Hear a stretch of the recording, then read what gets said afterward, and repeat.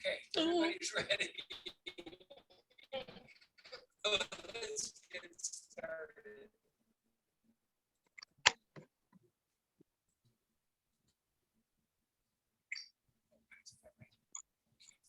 All right.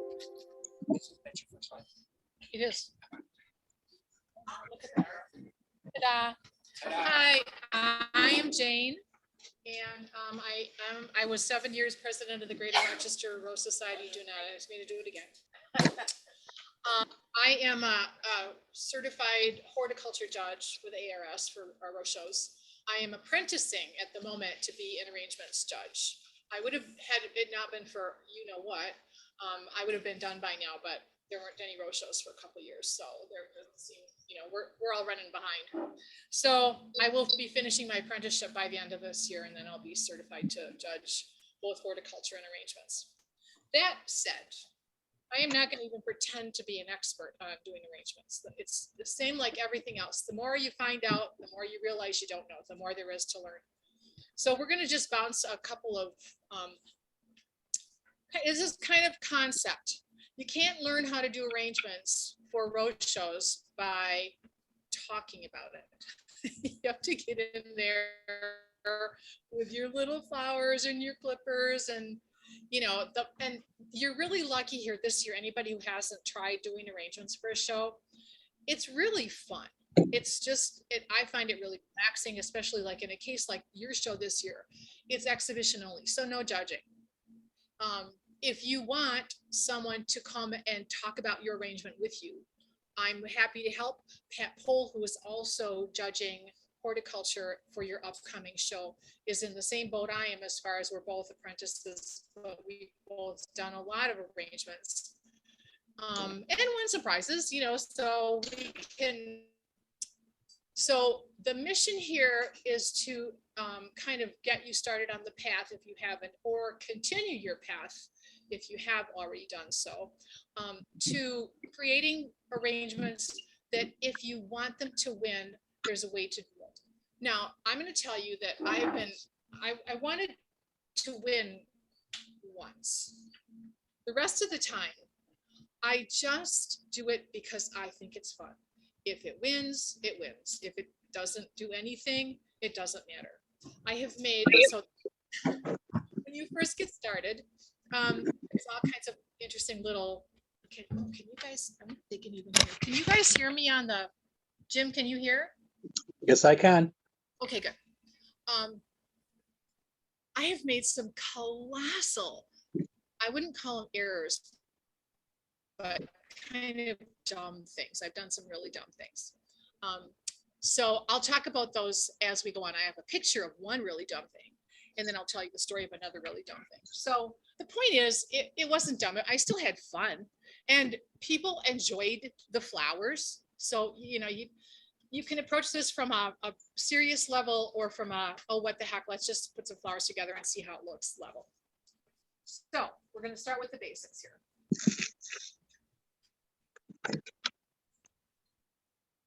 Is the right arrow supposed to make it move? Yes. Not really doing much. Is this going to be the first slide?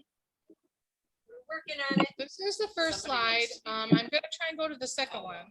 I'll use this. Okay, perfect. All right. All right, so this is guidelines. This is the title of the American Rose Society Judging Manual. Okay, if you wanted to do arrangements for a rose show, I strongly urge you to go to rose.org publications and scroll down, and it's right there. The judging manual is right there for everyone to see. There's nothing secret about it. I read it before I started doing arrangements. Well, actually not before, but soon after I started, because I realized, oh, right, there's some things that would be helpful. It's chapters 1 through 14, which sounds horrific, but they're really short chapters. This guidelines define the different styles of arrangements, basic design principles, it includes diagrams, tells you what the judges look for. And most important, it is a major revision of this publication is coming very soon. So if you decide you like reading it, don't buy it right now. Don't buy it because the good one's coming later this year. It's going to be better written, better diagrams. So anyway, all right, but a good place to start is ARS, rose.org, publications, guidelines for judging Rosarian. All right, next, please.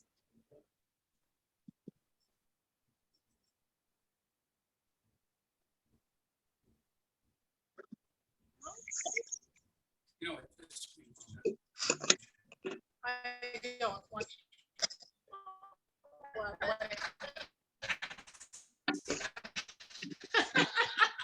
Okay, so one of the things first, only because it is kind of the basics. This will make more sense to you when you actually start playing with flowers, okay?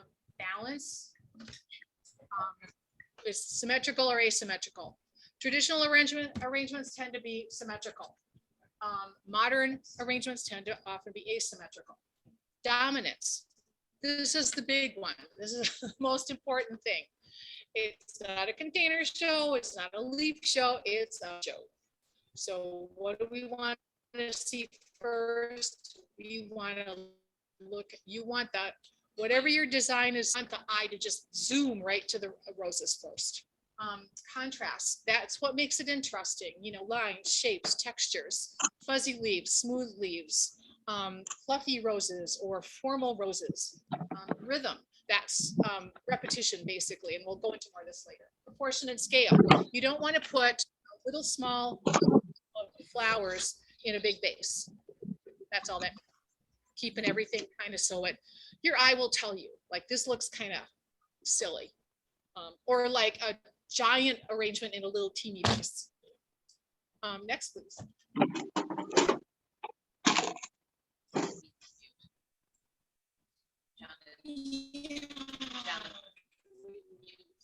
well, background.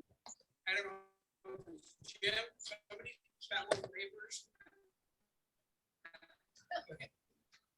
Okay, so pass it out to you shortly. The components of an arrangement, your plant materials, container, mechanics, that's all the stuff that the tools that you use. Background and underlay, which I got halfway here and I thought, I forgot to bring the backgrounds. What you want to do is often the show will tell you the size and shape of the background, but basically it's a piece of foam core that you cover with paint, paper, fabric, something, and it frames and sets off your design. So you'll stand this thing up. I use foam core and a cheap, like you can use L brackets from the hardware store, you know, and I just duct tape them on to make the thing stand up. But color of your backdrop can make a huge difference, and I'll show you more of that later too.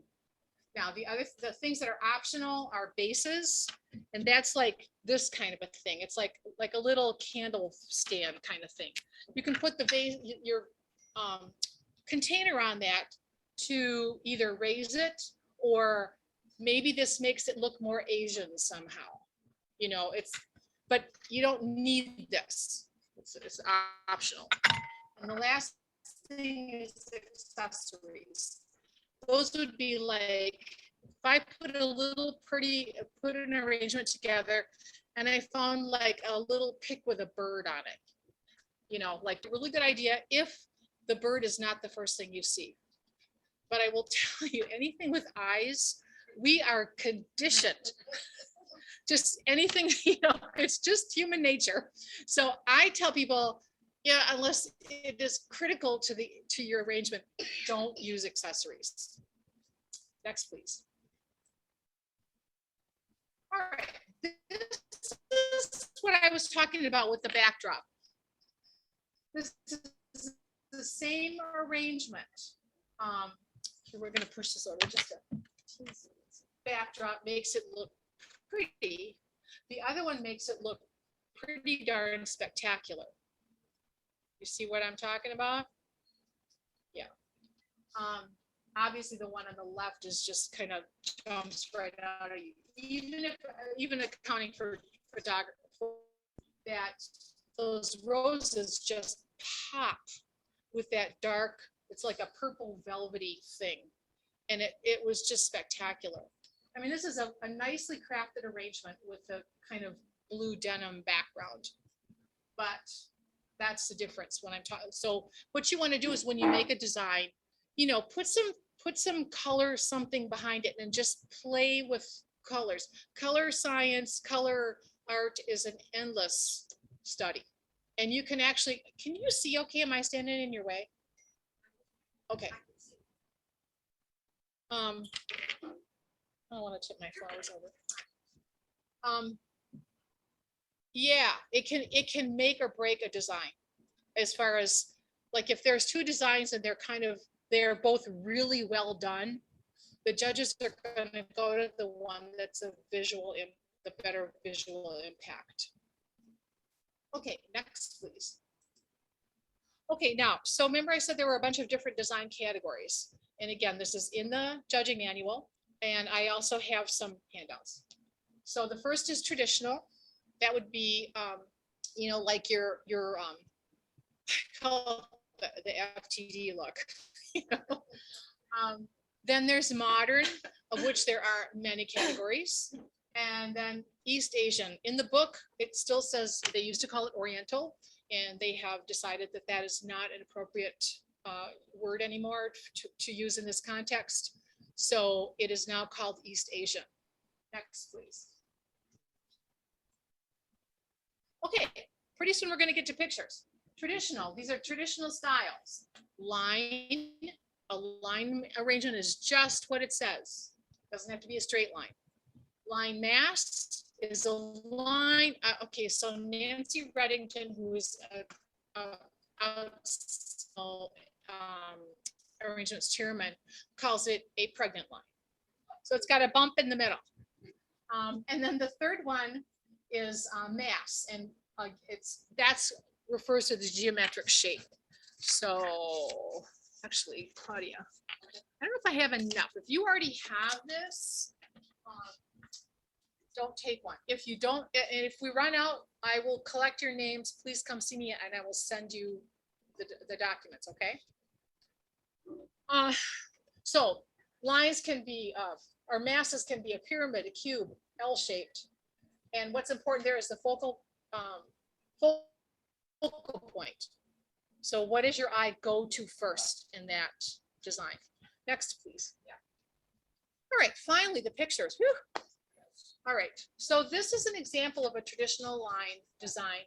This was done by Marianne Rink in Syracuse, who is our district arrangements chair and a spectacular arranger, just spectacular. Those roses, although you can't see it from this distance, like, you know, they're except for the bud, they were like queen quality. So that's one thing to remember. It's a rose show. So when you're prepping your roses, do it the same way you would for horticulture. So get in there and kind of brush the dust off, get rid of the bird dew or whatever, God forbid any pesticide residue.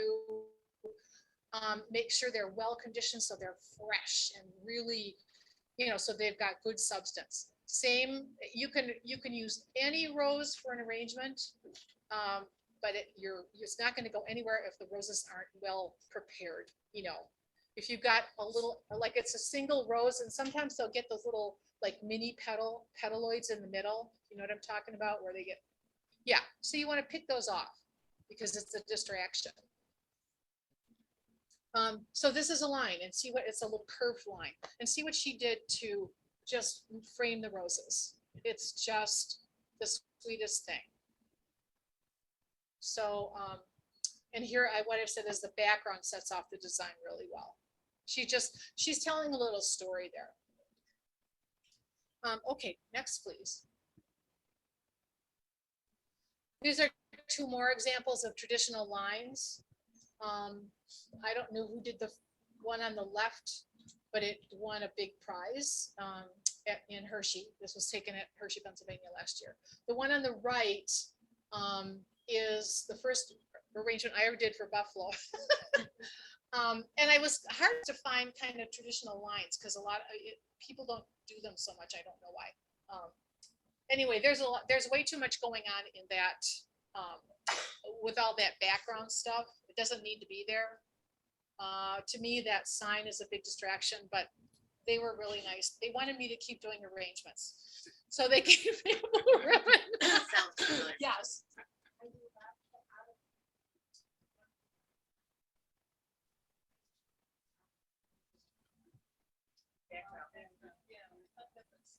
Actually, it isn't.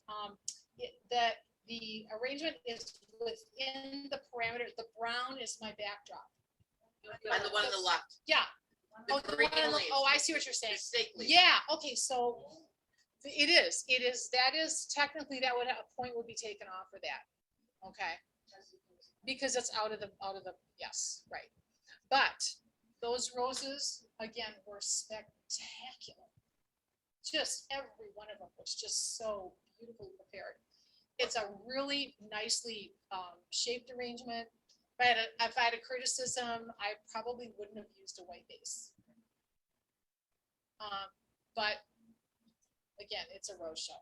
So this did not take top prize, but it's a really well crafted. And again, you're missing a lot. Photographs are so hard to show what, you just don't get the depth, because the arrangements are 3-dimensional. It's not just length and width, it's a depth too, and you just don't see that with these. Yes.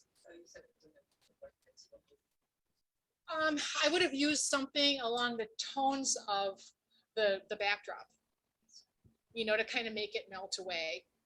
I mean, there's no question that the roses pop, but I just feel like the white base is a little, and it shows up in the photograph. That's another tip when you're doing arrangements. Like, you can practice your arrangement at home. Like, I used to just set my dryer up because that's where it was a convenient place in the basement, and one flat space usually. And it was the right height so that I could work and look at them at kind of eye level. And I would take pictures. If you take a picture of your arrangement once you've got it done, it tells you a lot. You'll see the geometry that you can't see necessarily when you're standing in front of it, especially if you're new. Even better is take the picture in black and white on your phone camera. You can take the picture in black and white. That's really a good way also to sort of. Okay. No. Yes, I see different. Well, that's kind of Wide what open and people just do like- that with a traditional line or any kind of a line, because it's the balance. If you had all 4 roses of all the same degree of opening in a row, it looks static. What the stage of bloom thing does is it gives it movement. Right. Does that make sense? Next, please. Here's a line mass. So you see it's kind of a curvy line. Like the L-shaped arrangements are usually a line mass. Okay, because you've got a line, it's an L-shaped line, but it's always going to be thicker in the middle at the corner. This one, it was attractive, and the photograph distorts it a little bit, but I was a little bit distracted by the line material at the top. Yes. Yeah, right. Right. Next, please. Here are a couple more line masses. Yeah, these were, I can't remember why one over the other. The photograph One is, rose past. what? It's the one rose on the right past. Yeah, but not. Yeah, I wouldn't have used a full open bloom, but I guess, yeah, the rose on the left is a little less perfect than the rest of them. And this particular show everything was so good that it was really tough. We had to point score on many of them, and judges don't point score on all arrangements. But if it's really close, this is definitely quantifiable. There's certain things that we'll take points out for, and again, it's all in the book. There's no secrets. The one on the left is just exquisite. Next, please. Okay, here's a traditional mass. I find these incredibly difficult to do. They're very technical. It's hard.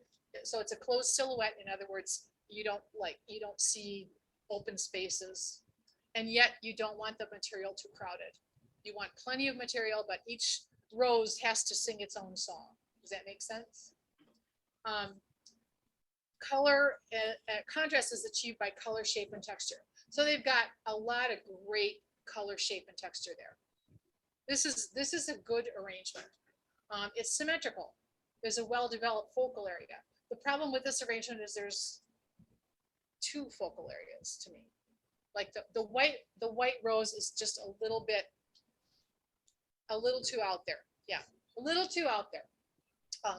If they could have had something a little less, I guess, just white, it would have helped. But otherwise, this is a technically good wine mass, with the exception of that one rose.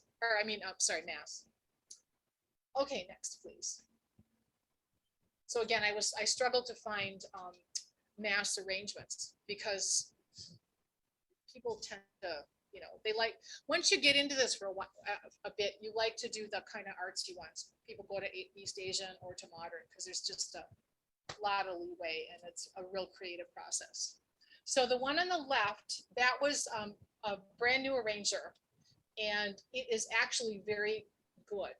It's just that okay, tell me, does anybody have a guess as to what we would have picked up on that?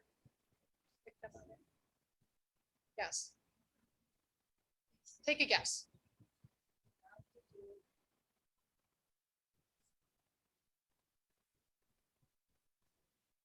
Yes.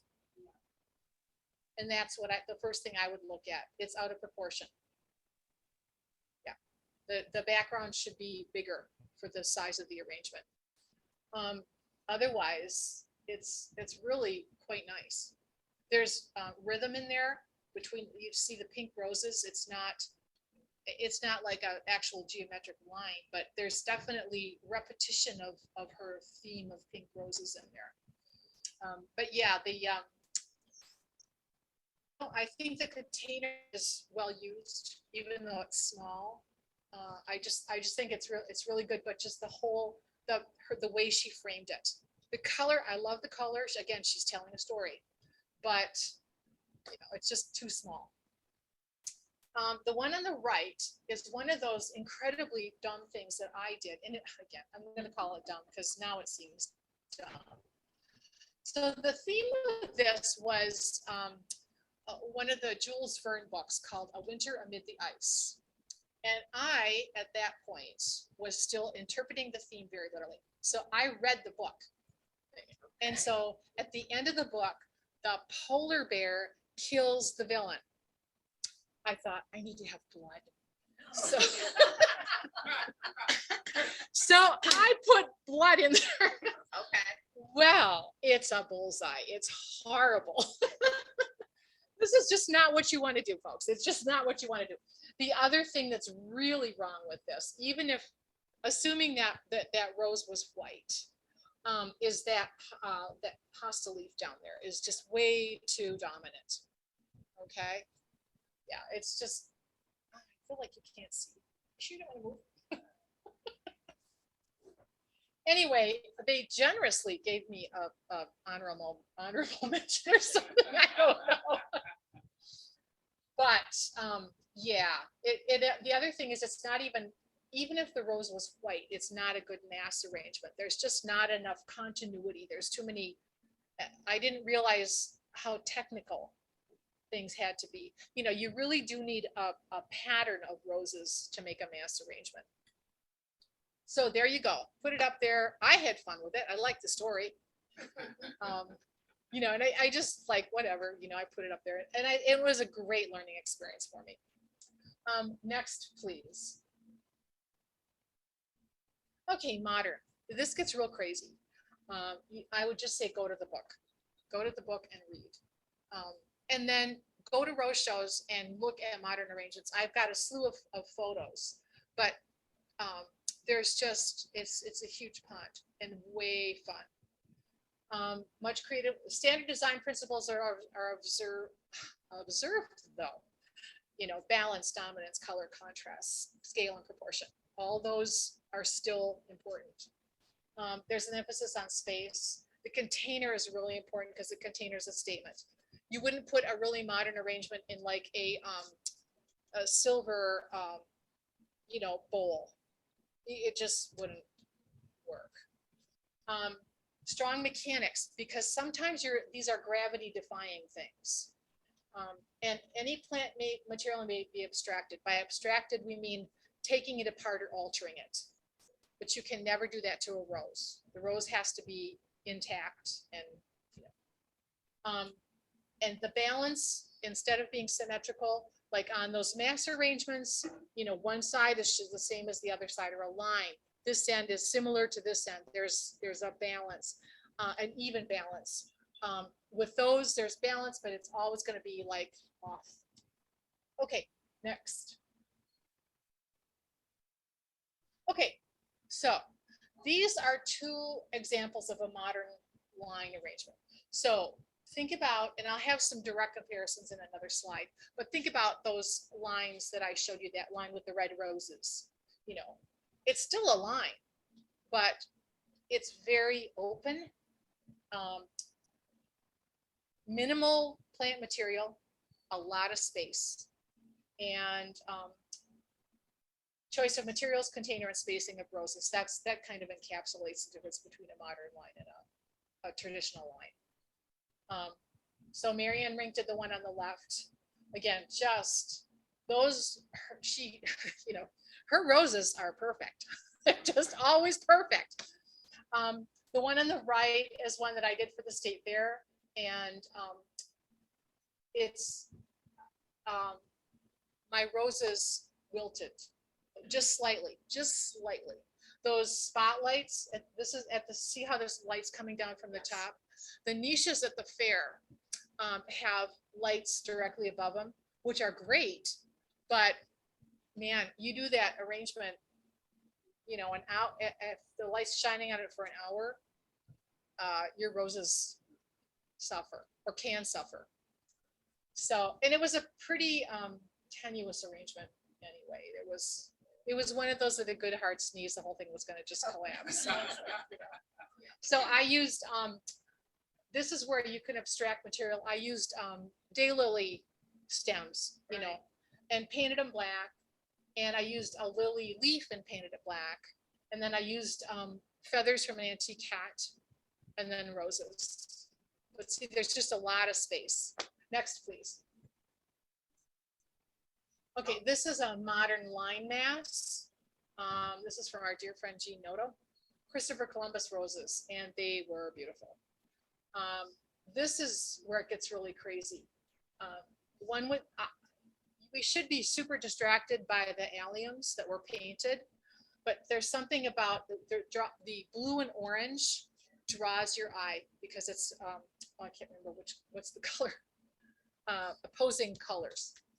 And that's a real draw. It doesn't photograph as well as it looked. Okay, when you looked at that thing, you saw those roses.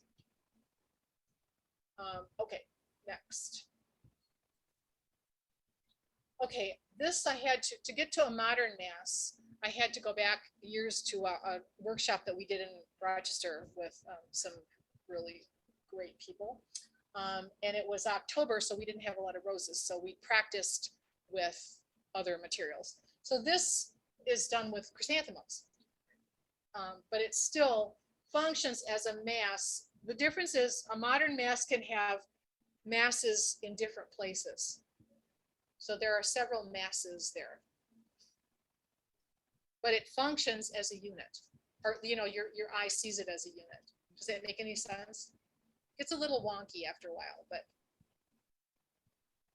next, please. Okay, these are my direct comparisons with traditional versus modern lines. So you can really see the difference. This photo distorts the gold roses, the yellow roses. The big one on the left, by the time the photo was taken, that rose had opened quite a bit and moved off to the side. It was a tighter unit when when it was judged. And then the one on the right, it's a good arrangement. It really is, but there were just better ones there that day. Yeah. But can you see the difference between how there's a lot more roses in a traditional arrangement than there are in a modern arrangement? Maybe that's the other reason why people like doing modern. You don't need a whole bucket of roses. You know, you can do kind of amazing things with just a couple. Okay, next. Here are traditional and modern line mass designs. And again, I've just used that one because it was so good. The one on the right is a modern mass. So you see where there's a line, but there's a bulge in the middle. And that was just placed on a candle holder from the, 79 cents from the Goodwill. I mean, you find the secondhand stores are like it for modern or even traditional containers. So again, the lily pot, I guess their pods were used, and I used hellebore leaf, a big fat hellebore leaf. It's blocky, so that gives you contrast in textures as well. Next, please. And the roses happen to be in really good shape that day. Okay, so this is traditional and modern mass. Again, so we have like a implied mass, even though there's a lot of space in there. And then a traditional mass, which is a workshop piece, not particularly, and that workshop we had to use forest roses. So those are impossible to arrange with. It's just like these blobs. They don't have any movement. They're just these blobs. So I thought she did a really good job using forest roses. But you can see the difference in what's sort of suggested versus literal. Next, please. Okay, now I'm going to run through a few of the categories of modern arrangements. As I said, there's many. So this is a parallel. It's a fun one to start with because it's pretty easy to do. You don't have to be like a great floral technician to do this. You just have to have two or more group roses to group. But you see the concept here. The one on the left was the roses. I remember this. They were just perfection. The one on the right is just charming. It's a little green for me, but like it almost looks traditional, except for the geometric shape of it. And if you have any questions as we go along, just shout them out. Yes. No, you need a minimum of 2. Yes.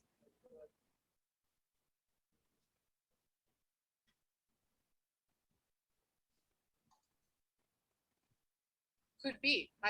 Depending on the angle you're looking at it, and the again, photography. I find it difficult to photograph arrangements because for one thing, it flattens them out, and you get a different perspective. But yeah, but it wouldn't have been a parallel arrangement because it has to be a grouping. The thing is, like, each one of these is a group of, there's a rose and a leaf, rose and a leaf, rose and a leaf. Okay. Roses and leaves, roses and leaves, roses and leaves. That's what makes it a parallel, because each one could be a little miniature bouquet or design on its own, but you group them in a parallel lines. That's how it turns into parallel. Next, please. Okay, this is a little weird, but it's fun to do. This is 3 or more separate units creating a unified whole, but not necessarily parallel. You know, if I'd lined those up sideways, it would be parallel. But because of the way that I staged it, it's called synergistic.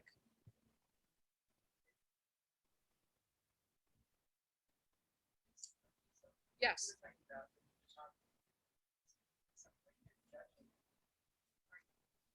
From one perspective. Yes, from the front, absolutely from the front. And minis, most of the, well, a lot of these are minis. Minis are to be judged at eye level, you know, or sort of eye level. I mean, you know, a 5-foot person and 6-foot person are going to have different eye levels. Yeah. But they kind of, what they do is they'll raise them up on a platform that, so they're about this high. And then, you know, you kind of get down there and, you know, look. And typically your standard arrangements, if you can raise them up just a little, that's why I used to work on my washing machine. Because it was at this height, waist height kind of, and so I could look right at it. But yeah, they are judged from the front. It is Garlicscapes. I don't remember what the red stuff was. It might have been, well, there's a few little clematis seed things. I love using those. And I don't know, the red ones were maybe, they might have been rose hips. Because I just wanted a little, like, this is all about colors, textures, forms, and I wanted funky stuff in there. Next, please.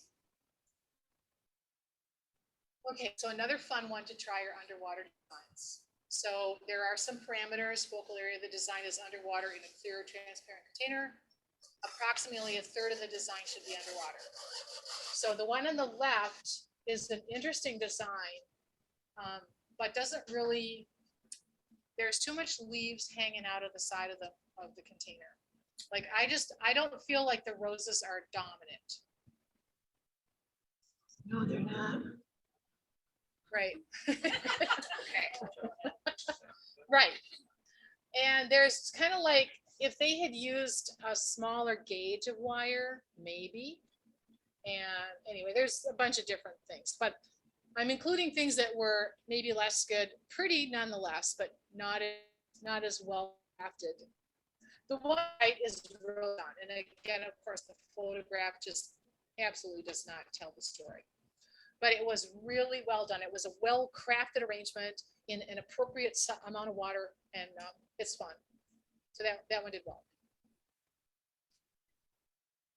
Next, please. Here's some more underwater designs, and I put these up here because they're so fun. So the one on the left is, I'm not sure why that didn't, there probably were just better ones. These were different shows, and sometimes if you get the people from Pennsylvania are, man, they're really good arrangers. And sometimes the competition is really stiff. The one on the right mystifies me in many ways, but it was the best thing there that day. And it was really interesting to look at. I just feel like the roses aren't as dominant as they might be. But it gives you an idea of some of the creative, you know, we're picking these things apart like there's something wrong with them. It's roses, people played with them and had fun, you know, like, what? You put that together on site. Yeah. And I'll show you my method here. Next, please. Okay, this is a stretch design. This was a terrible angle to view it from, but it was spectacular. The roses, so interesting. 2 units, one smaller than the other, and they're connected. The concept gives the appearance of the smaller design being pulled away from the larger unit. She defined it right there. So you can get real funky, and her scale, her balance, the roses are completely dominant. You know, everything is right about this.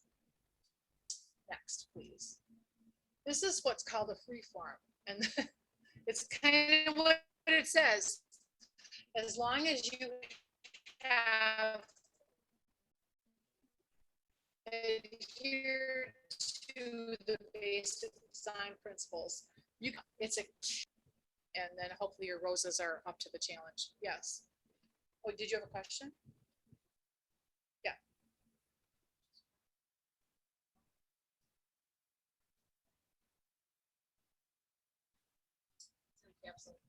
She probably had it in a floral tube. Right. Typically not. Typically not. Actually, I don't know, because you would have been able to see the floral tube, and this really was well done. So I can't tell what she did there. Let me ask you, those Yes. types of containers that are super unusual, is that something you find, you know, at a site that? This could go Asian, absolutely. If you could find an Asian import store, whatever, yeah. You can look on eBay or Etsy. There's, some of them are really expensive.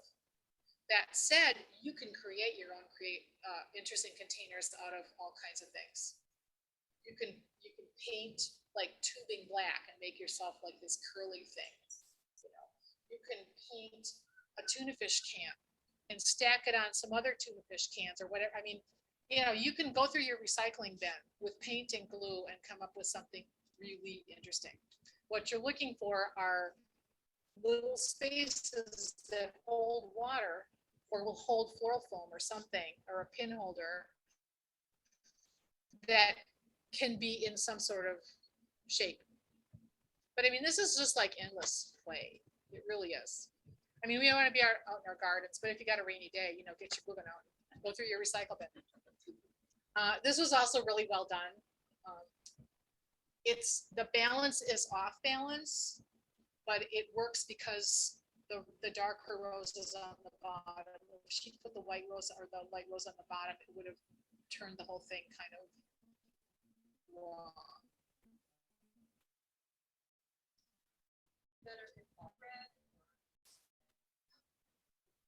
In this case, it didn't, because what she did is she tied it together with her base. See how the colors, there's rhythm there. At least in my opinion. I didn't judge this, but when I look back at it, I would have given it a blue. Yeah, I do remember the roses were in good shape. Next, please. Some more modern arrangements. The one on the left was like wacky. I think the theme was Paris. There they went, Right. The problem with that one was that hosta leaf up at the top. It just like threw the whole thing. To me, it threw the whole thing off balance. I don't even mind the yellow rose in the middle so much as I mind that big old leaf hanging out of the top there. And the one on the right, the roses had been I did that one. They had been refrigerated for like about a week, and they were just like really, just really tired. Yes. 30. Or wait. Hang on. I'm having a moment. It's more than, yeah, it's 30.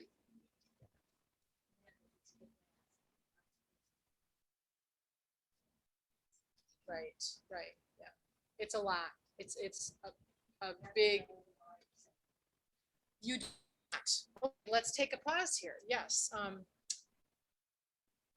You have to have garden grown roses, but you don't have to use your own roses.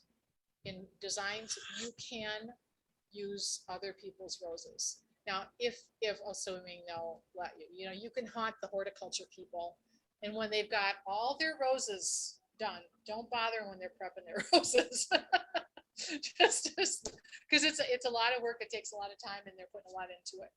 But if they have rejects, most horticulture exhibitors, their rejects are beautiful. You know, it's just that they probably had a better one that they put in their import. So you can, or you can go to your neighbor's garden and say, may I have, you know, can I use your rose?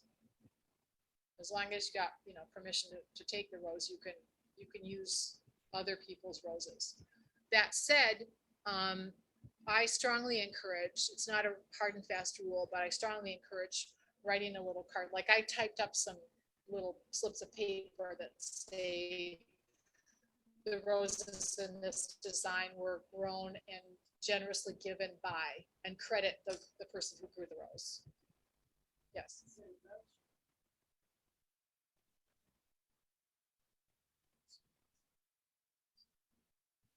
Yes. Now, yeah, I don't, they used to do a mini show in October. Yeah. Yeah. Well, once the roses have gone over, no, we don't do shows anymore. It's just the season. It's a short season. Now, that said, some shows do have a category for dried roses or dried designs, you know, where you use, I know Syracuse, the fair did a couple of years ago, where you had to do a plaque with dried roses.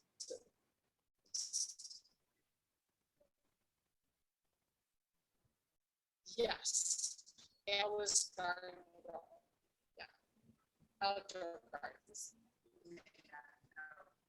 But something like the Irish society, just this PowerPoint is, it gets to be the focal point. We only care about roses. Okay. Yeah. No, I know, but so like in the Irish society is gonna have a show. Right. Are the points the same for that show, for their irises being the focal point? I don't know, but I would assume, I would absolutely assume that irises would be dominant, you know, yeah. Scoring wise. Oh, I don't know anything about scoring I didn't other know than, from like, yeah, you know, flower show. right, Whatever the flower is, has to be dominant, obviously, but what. right. I do not know. That I do not know. Okay, and so the last one here is an interesting kind of modern line that has continuity. The one thing you can use a variety of textures, but if she was going to use like the little wispy dried grass, I think I would have used more of that someplace else to get some rhythm going. How was that attached to that set? It's in a like it's like a little candle holder kind of thing. So it's in a little cup. Now, That's like in the back or something. Looks like it's floating there, you know? well, it isn't a floating like a floating candle holder. The whole thing is sitting in a floating candle holder. Oh, I mean, the one in the middle. I'm sorry. Oh, this one. Oh, the one in the middle. That rose on the bottom. Oh, that is a piece of PVC pipe that has been spray painted and some holes drilled into it. Oh, I thought it was one of those. No, that is pure plastic. That is one of the handiest. I've used that container so many times. They put up the guy who did these did a bunch of them. It was one of the conventions. I can't remember if it was a district or national, but there was an arrangement workshop, and one of the guys created a whole bunch of these of different heights for people, and we were challenged. He did the second hole I drilled. Okay, they came as just like a tube of PVC pipe with a seal on the bottom, and we were all challenged with, you know, using that. It was a mini convention. That's what it was. So that's all mini roses. The whole thing is probably 10 by 10. Anyway, but I drilled a second hole in it, and I shoved a piece of floral foam down so that the rose was in water. So that's the other fun thing about designs, is figuring out how you're going to do mechanics. It's a puzzle. So if you like puzzles. Okay, next, please. Some more modern arrangements that are pretty crazy. There's a modern line. Not sure I would have given it that high of a award, but those judges liked it and they were able to justify their decision. The one in the middle just doesn't really have a lot to, well, it's extending above the top, and I suspect the roses weren't in great shape and it's just missing something. I'm doing a really poor job of evaluating it. The one on the right is really well crafted. It's a terrible picture, but the reason it's modern is because of the container, which was a piece of wood, and the house plant that has been abstracted. And she just painted a house plant like a palm. Next, please. Okay, we're gonna go to East Asian, formerly Oriental, a lot to read here. Simplicity, restrained use of plant material. We're not doing ikebana or ikemono or any of the other highly schooled and skilled Asian floral pursuits. We're doing East Asian influenced designs. Still, these principles apply. I think the really important one, kenzans do not need to be like the pin holders. You can see them. You don't want the material to touch the water. And definitely the asymmetrical balance. And the most important one is really the second one. Roses, they want the roses to pull your eye into the design. So the roses are part of the movement. Next, please. So this is an example of, well, the page on the left is copied from the manual.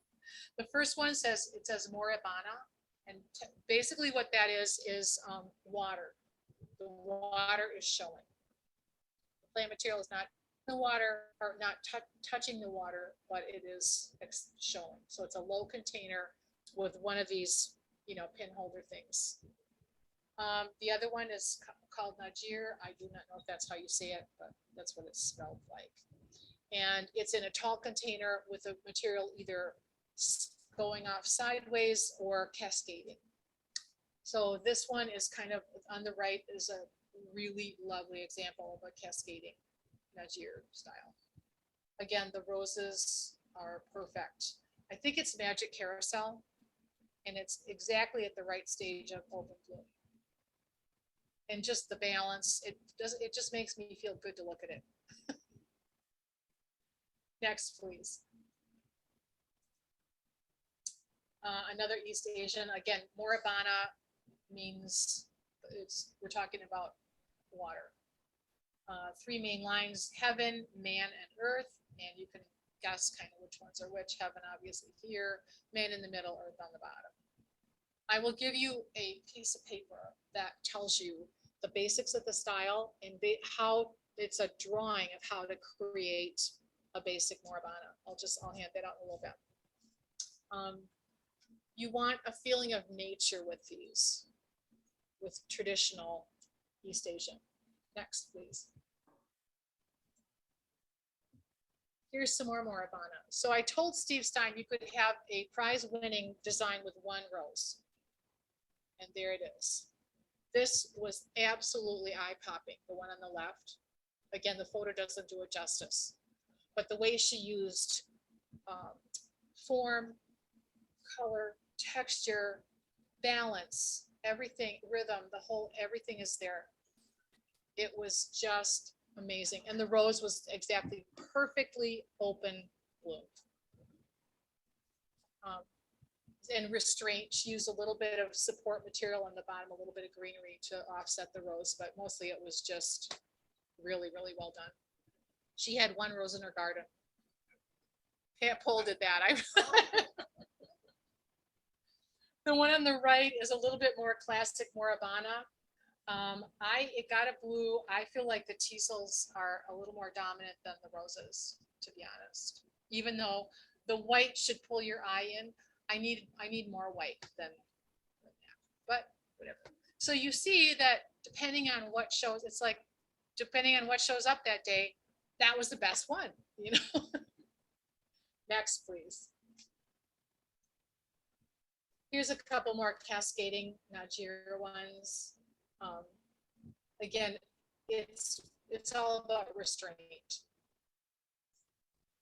Which is kind of hard, because you think, oh, it's just, you know, it looks so naked, but then actually that's kind of what you're looking for. Both of these could have had a little more plant material. Actually, the one on the left, not, but the one on the right, maybe, except that those roses are so tiny. The one on the right is Rise and Shine, a mini rose, and the one on the left is, I don't remember. Anyway, but it's a floribunda. Next, please.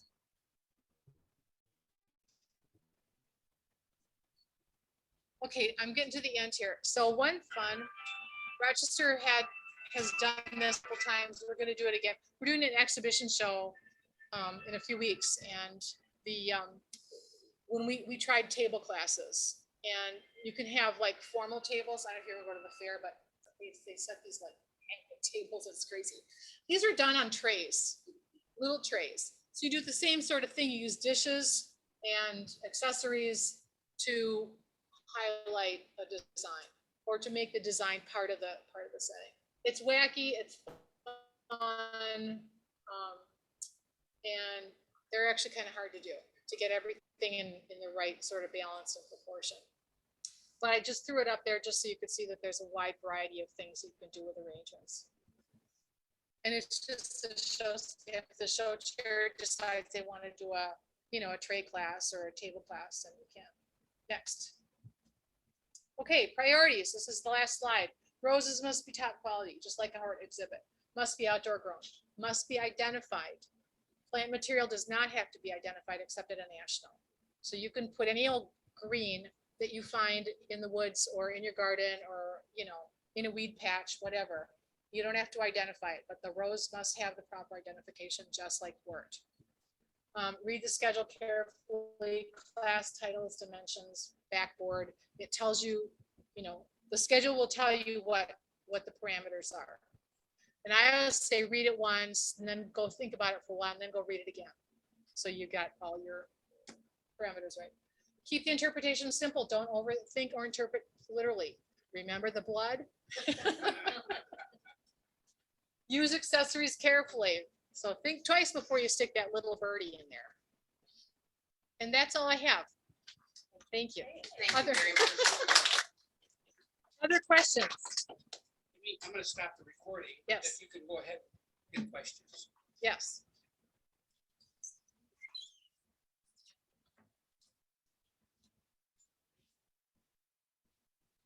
It is not yet a stated rule.